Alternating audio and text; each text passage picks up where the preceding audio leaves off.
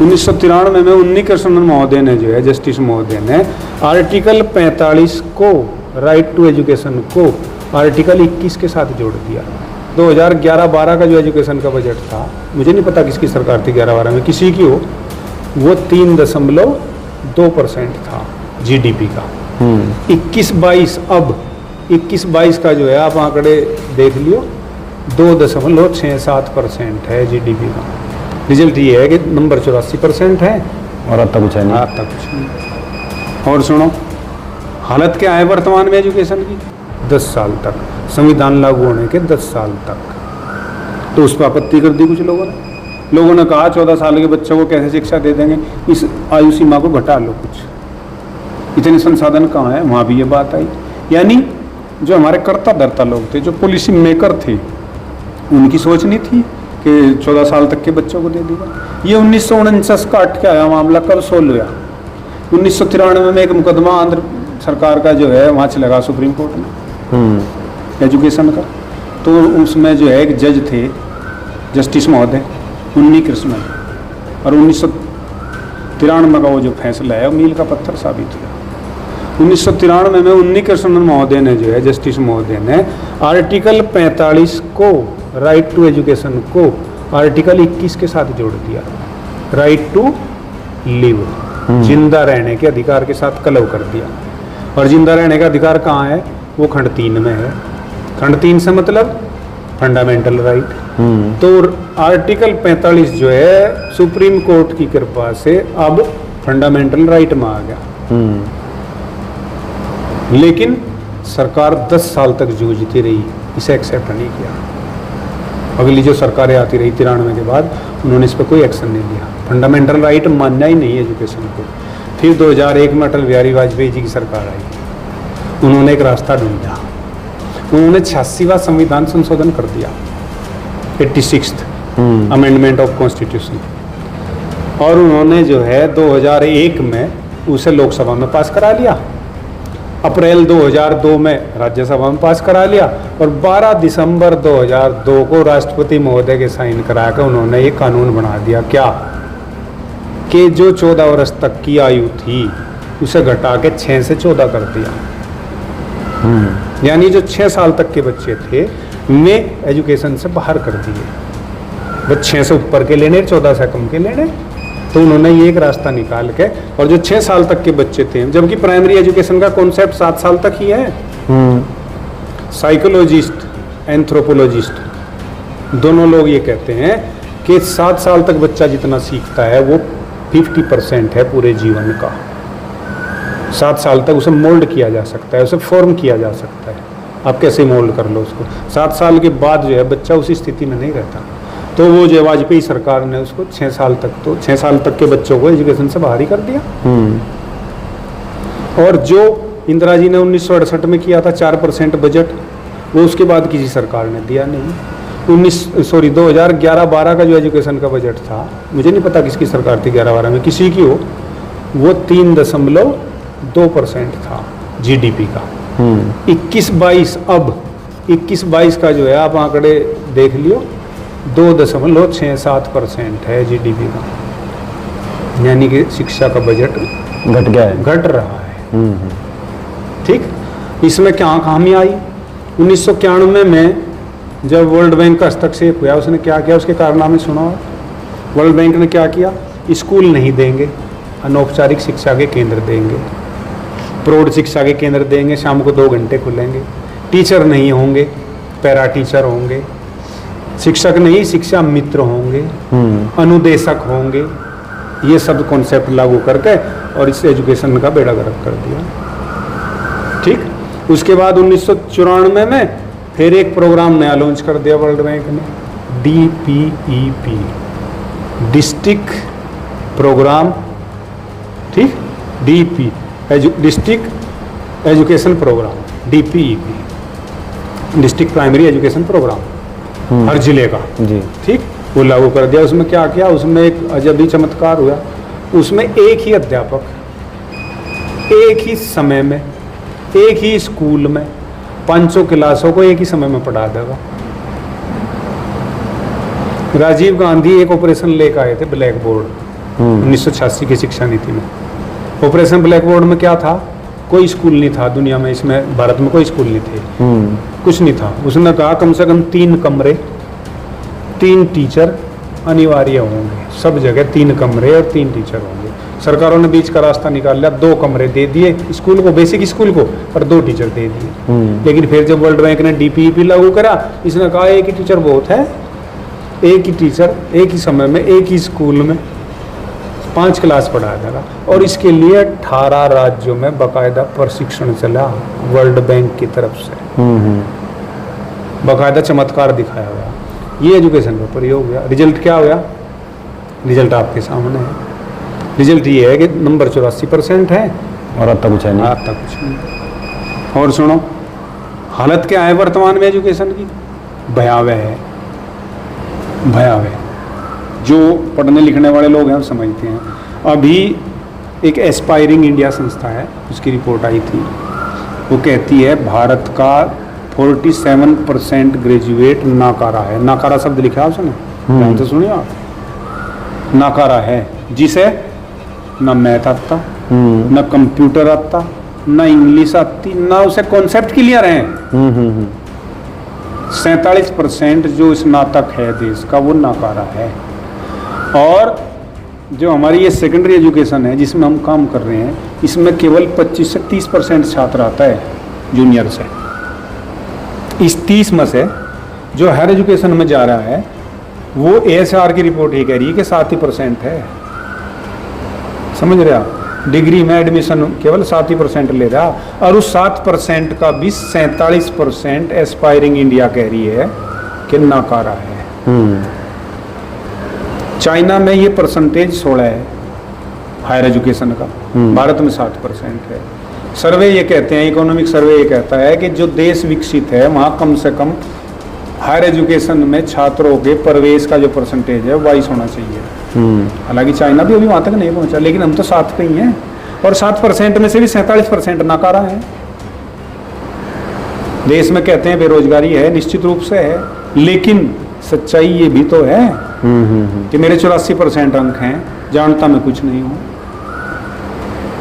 Global monitoring report है UNESCO की, वो ये कह रही है कि साउथ एशिया के जो 7 देश हैं, साउथ एशिया के, उनमें से केवल 2 देश हमारे साथ हैं, नेपाल और पाकिस्तान। 5 देश तो साउथ एशिया के भी हमसे ऊपर चले गए एजुकेशन में। ठीक, इतनी बुरी हालत है, इतनी बुरी हालत है। और ASER क्या कहता है? Annual status of education report अभी दिसंबर 2022 की है। 616 जिलों का सर्वे है, 6.9 लाख छात्रों पर यह सर्वे किया गया है। एक प्रथम नाम का NGO है, वो करता है, हर साल ये रिपोर्ट आती है, उसके आंकड़े भयावह हैं। क्या कह रहा? देश में बेसिक और पोस्ट बेसिक 12,90,000 स्कूल हैं, थे 12,90,000 स्कूल थे 2014 में। आज 2022 में कितने हैं? 12,18,000, 72,000 स्कूल ही खत्म हो गए बेसिक और पोस्ट बेसिक में से, 14 से अब 22 तक। ये दिसंबर 2022 की रिपोर्ट है। जो स्कूलिंग है वो बेसिक और पोस्ट बेसिक का आंकड़ा है। जो स्कूलिंग है माध्यमिक स्कूल, वो देश में 15 लाख स्कूल थे, 15,18,000 कुछ, वो घटके जो है 15,09,000 रह गए। 9,000 स्कूल जो है ये माध्यमिक स्कूल खत्म हो गए। इतनी बुरी हालत हो गई। ये इतने तो स्कूल घट गए, ये समझ लो, 72,000 स्कूल घट गए। और सुनो, देश में 50 बच्चे जहाँ हैं, 50 छात्र संख्या वाले 4 लाख स्कूल हैं इस देश में। दोबारा सुने, जहाँ 50 की छात्र संख्या है वे 4 लाख स्कूल हैं। और जहाँ 20 की छात्र संख्या है, मात्र 20, वो 1,10,000 स्कूल तो वो भी हैं देश में, जहाँ सिर्फ 20 छात्र हैं, वो सिर्फ चलाए जा रहे हैं स्कूल। अध्यापक की स्थिति क्या है? अध्यापक का जो टीचिंग टाइम है वो केवल 19% है। मैं नहीं कह रहा, annual status of education report कह रही है 2022 की। और उस अध्यापक से 81% जो काम है वो दूसरा लिया जा रहा है। और डंग वर्ग के खुर कितने हैं, बच्चे बस कितने कर आप रहे हैं। जानते हो, बच्चे गिनने, भैंस गिननी, सर्वे करने, स्ट्रांग रूम की सुरक्षा करनी, सड़क पर मजिस्ट्रेट की ड्यूटी करनी, अध्यापक को पता नहीं क्या क्या करना आता है। चुनाव होगा तो अध्यापक, हर जगह अध्यापक है। तो 81% जो टीचर का समय है वो दूसरे कामों में लिया जा रहा। जब केवल 19% समय टीचिंग को दिया जा रहा, तो फिर एजुकेशन की गति क्या होनी है? यही गति होनी है। तो ये क्या ये सरकारें जानबूझ के कर रही है ताकि बच्चे पढ़े ना? तो बात फिर वही आ गई, एक पिछली बात है जो मैं आपसे बताई थी। जना कृष्णामूर्ति ने बहुत पहले क्या कहा था? Government wants efficient technician, not human being, because human being become dangerous to government and to religious organisations. Consequently both government and religious organisation wants to restrain education। जी जी। सरकार हो या धार्मिक संगठन हो, दोनों शिक्षा को ही नियंत्रित करना चाहते हैं। मैं एक पढ़ा लिखा आदमी हूँ, आप एक पढ़े लिखे आदमी हैं, आप एक शिक्षित आदमी को पकड़ लो, वो किसी रैली में जाएगा? आप उम्मीद करते हैं कि शिक्षित आदमी किसी रैली में चला जाएगा? नहीं जाएगा। वो शराब पी के नारे लगावेगा? वो वोट मांगने वाले से शराब ले लेगा? नहीं लेगा। किसी प्रलोभन में आएगा? नहीं आएगा। ज्यादा ना कह लो, कैमरे पे हूँ। तो सरकारें जो हैं, सरकारें चाहती हैं शिक्षा नियंत्रित रहे। अगर आदमी पढ़ लिया, वो शिक्षित हो गया, वो सवाल करेगा। पढ़े लिखे आदमी से सब डरते हैं। एजुकेशन की स्थिति ये क्यों होगी ऐसी? ये छोटे थोड़े से तो आंकड़े बताए मैंने आपको। ये SAR की रिपोर्ट बताइए, ये NSSO की रिपोर्ट पढ़ लो उठा के आप एजुकेशन पे। क्या रिपोर्ट है? 1956 में यूनिवर्सिटी ग्रांट कमीशन की स्थापना हुई थी, जिसके आज चेयरमैन जो है UGC के डॉक्टर M जगदीश कुमार है। ये उन्हीं का फोटो है। जी जी। मेरे साथ जो खड़े डॉक्टर M जगदीश कुमार। ठीक। UGC की स्थापना 1956 में हुई। देश में 20 यूनिवर्सिटी थी, 500 कॉलेज थे, मात्र 15,000 छात्र थे पूरे देश में। आज देश में 1,000 यूनिवर्सिटी हैं, 42,000 कॉलेज हैं, और पूरे टोटल सेगमेंट में basic, post basic, secondary, higher secondary और हायर एजुकेशन में मिला के 26.5 करोड़ छात्र हैं, और पूरे देश में 97 लाख टीचर हैं। रिजल्ट ये है। जी जी। हम जब मूल्यांकन में जाते हैं बोर्ड के, जब हमारे सामने कॉपी आती है तो चिंतन करना पड़ता है। नंबर जिस तरह से आ रहे हैं, आप अभी कुछ सवाल उठा रहे थे थोड़ी देर पहले किसी विद्यालय के बारे में, आप सवाल दोहराओ तो मैं जवाब दे दूंगा। हाँ नहीं, मैं कई बार सोचा मैंने, जब मैंने कई जिलों के देखा कि इंटर में उसी विद्यालय का, फिर 10वीं में उसी विद्यालय का, जबकि विद्यालय और भी हैं बहुत सारे, एकमात्र उन्हीं विद्यालयों के नंबर क्यों? क्या कारण है आपको इसके पीछे? जानबूझ के? क्योंकि सरकार भी आज उन्हीं की है, उन्हीं के लोग काम कर रहे हैं। देखो, सरकारें तो आती जाती रहती हैं, सरकारें तो कोई बात नहीं है। सच्चाई ये है अनिरुद्ध भाई कि जो पॉलिटिकल सिस्टम है, पहले तो आप पॉलिटिक्स को समझ लो थोड़ा सा। पॉलिटिक्स जो है, politics is a instrument of socio economic reform. सामाजिक और आर्थिक सुधार का एक जरिया था राजनीति जी। और आज राजनीति क्या जरिया है, इस पर मैं कोई टिप्पणी नहीं करता। ठीक जी। राजनीति से सब चीज़ें जुड़ी हुई हैं।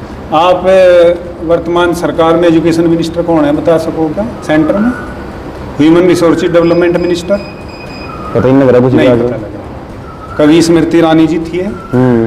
उसके बाद फिर हमारे उत्तरांचल से थे पोखरियाल निशंक जी थे।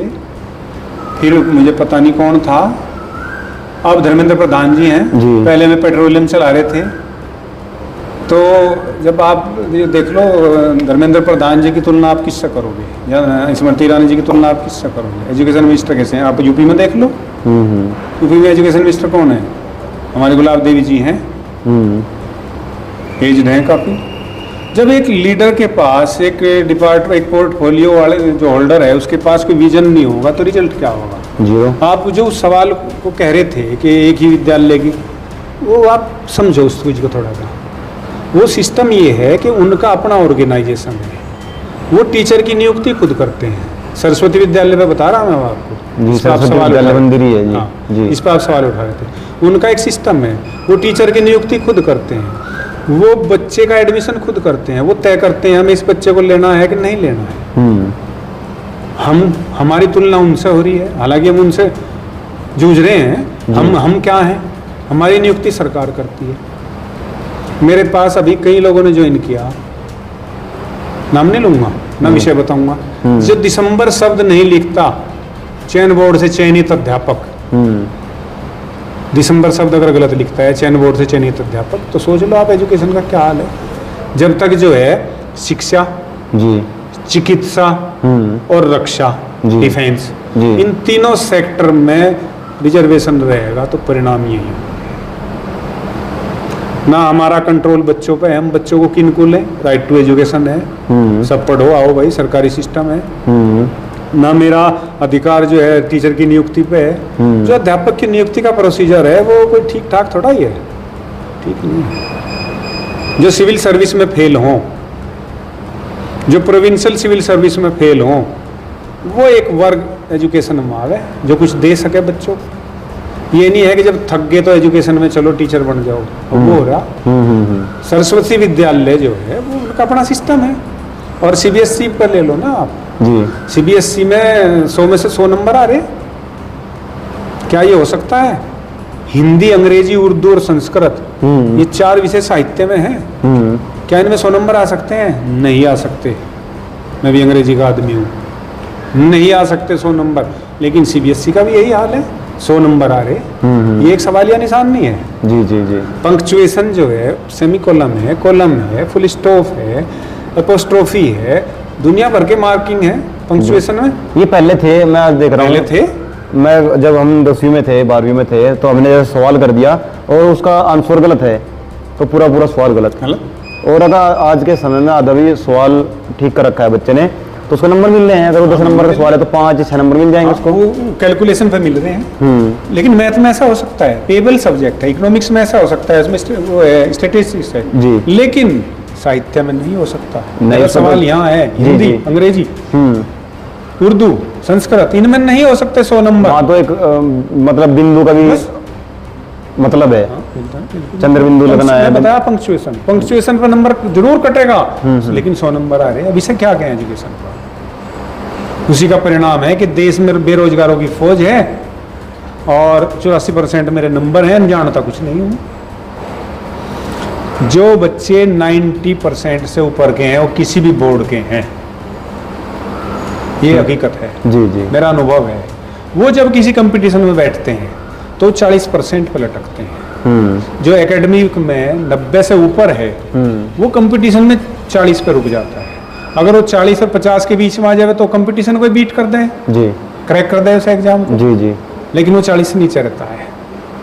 और जो ये 84% वाले हैं, जो एजुकेशन पर मैंने आपको इतने सारे प्रयोग बताए, कितने प्रयोग हुए, और जो नीति निर्धारक लोग थे उन्होंने चाहा ही नहीं कि एजुकेशन जो है प्राइमरी बच्चों की ठीक हो जाए, हायर एजुकेशन हमें ठीक हो जाए। आप जो यूनिवर्सिटी हैं प्रदेश में, उनके चांसलर पता कर लो, उनमें जो स्टाफ है, फैकल्टीज हैं, उनमें कितनी वैकेंसी हैं वो पता कर लो। आप मेरे माध्यमिक सेगमेंट में पता कर लो कितनी वैकेंसी है। ये रे सरकार, एक इनसे पहले सरकार थी, उसने दीनदयाल उपाध्याय विद्यालय बनाए थे। मेरे यहाँ से 2 टीचर अटैच कर रखे दीनदयाल उपाध्याय विद्यालय में, बच्चों को घेर रखा हूँ वहाँ पे। क्या ये एजुकेशन है? उसके परिणाम ये धीरे धीरे आ रहे हैं।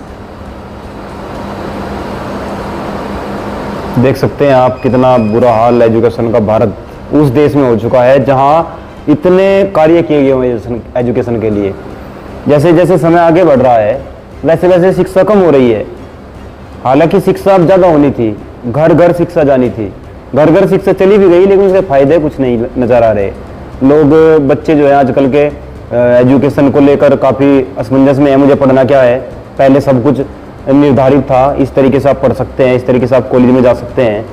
अब जब इस दौर में बच्चे धर्म, जाति, इन चीज़ों को लेकर, राजनीति को लेकर जिंदाबाद के नारे लगाने के साथ साथ उन लोगों को आगे बढ़ाने का काम करेंगे जिनका एजुकेशन से कोई लेना देना नहीं है। हमारे यहाँ जो विधायक सांसद बनते हैं उनका भी एजुकेशन से कोई लेना देना नहीं है। हमारे आइडियल भी वो हैं जिन्होंने कट्टे पिस्टल चलाए हों। हमारा आइडियल एजुकेटेड व्यक्ति नहीं हो सकता। पहले भी मैंने एक वीडियो गुरुजी के साथ किया था, उसके ऊपर बहुत सारे कमेंट, नेगेटिव कमेंट आए।